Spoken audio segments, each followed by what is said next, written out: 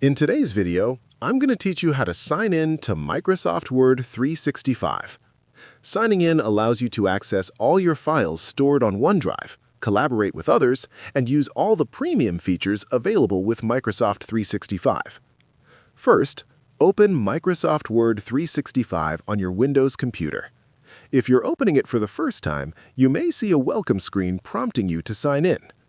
If Word is already open, you can sign in by clicking File, then selecting Account. Next, click the Sign In button. You'll be prompted to enter your Microsoft account credentials. This is usually your Outlook, Hotmail, or Office 365 email address. Enter your email and click Next. Now, type your password and click Sign In again. If you have two-factor authentication enabled, you may need to enter a code sent to your phone or email to complete the sign-in process. Once signed in, you'll see your account name displayed at the top right corner of the Word window.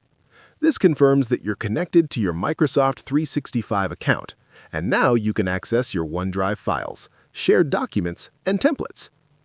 If you want Word to remember your account for future sessions, make sure the option Keep Me Signed In is checked before signing in.